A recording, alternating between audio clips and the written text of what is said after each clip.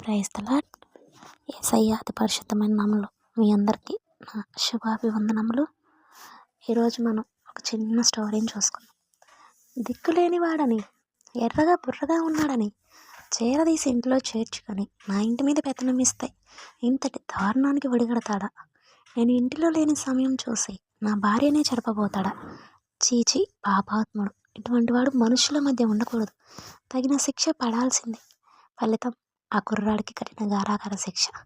ఆ జైల్లో ప్రతి ఒక్కరు, అరే చూడ్డానికి హీరోలా ఉన్నావు, ఇదేం పాపిష్టి పని, నిన్ను చేరదీసి కడుపు నిండా భోజనం పెట్టిన నీ యజమాని భార్యను పాడు చేయడానికి నీకు మనసు ఎలా వచ్చింది, నువ్వు ఓ మనిషివేనా అని ఆ కుర్రాడిని నిర్దాక్షిణ్యంగా నిలదీసి నిందించి ఉండవచ్చు. ఆ నిందలకు అపనిందలకు ఆ కుర్రాడు మౌనమే సమాధానం.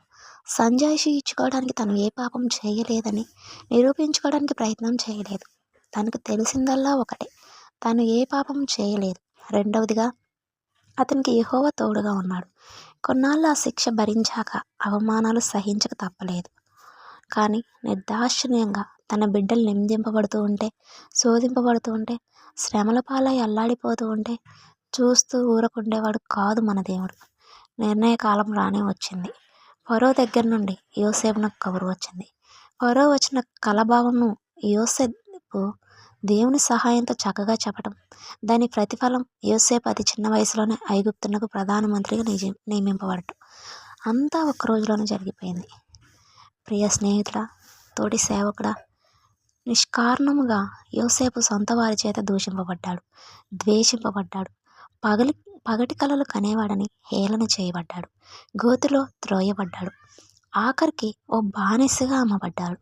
పోతీఫరు ఇంటిలో బహు నమ్మకంగా జీవిస్తూ ఉంటే పోతీఫరు భార్య యోసేపు మీద కన్ను వేసి మాటి మాటికి యోసేపును విసిగిస్తూ తనతో పాపం చేయమని బలవంతం చేసినప్పటికీ, అయ్యో ఇంతటి ఘోరమైన దుష్కార్యము నా దేవుని ఎదుట ఎలాగూ చేయగలను అని అక్కడ నుండి పారిపోగా, తన కోరిక నెరవేర్లని పంతంతో పోతీఫరు భార్య యోసేపు మీద నిందలు వేసి చెరసాల పాలు చేసింది. కానీ గమనించాలి, యోసేపు గురించి ఎవరు ఏమనుకున్నా, ఎవరు ఎంతగా నిందించినా దేవుడు యోసేపును హెచ్చించడం మానలేదు, ప్రధానమంత్రిని చేయక మానలేదు. స్నేహితుడా, ఈరోజు నీ చుట్టూ ఉన్నవారు, నీ సంఘం వారు, సంఘ పెద్దలు, నీ ఇంటి వారు, నీ పొరిగింటి వారు, నిన్నటి వరకు బహు ఆప్యాయంగా ఉన్న స్నేహితులు నేడు నిన్ను నిష్కారణంగా నిందిస్తూ, నీ మీద చాడీలు చెప్తూ, నీ గురించి చెడుగా ప్రచారం చేస్తూ ఉంటే, అయ్యో నా సేవ ఏమైపోతుందో, నా జీవితం, నా సాక్ష్యం ఏమైపోతుందో అనే భయంతో నువ్వు దేవుని సన్నిధిలో కన్నీరు మున్నీరు కావటం దేవుడు చూస్తూనే ఉన్నాడు.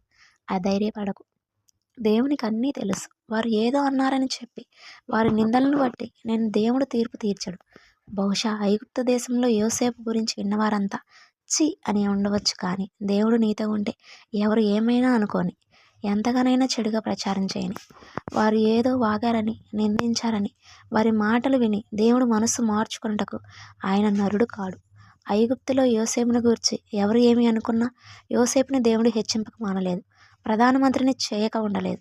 ప్రపంచమంతా నీకు వ్యతిరేకమై నీకు విరుద్ధంగా మాట్లాడినా దేవుడు నీకు తోడుగా ఉంటే చాలు. నిన్ను ఎంతగా దీవించాలని, హెచ్చించాలని, వాడుకోవాలని ఆయన తలంచాడు అంతగా ఆయన హెచ్చిస్తాడు, దీవిస్తాడు, వాడుకుంటాడు. దాన్ని ఎవరూ ఆపలేరు.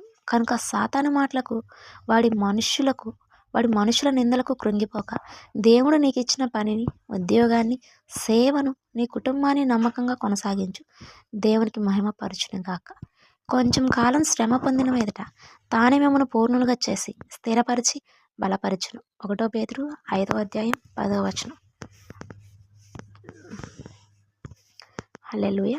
మీ అందరికీ శుభాభివందనములు. Praise the lord.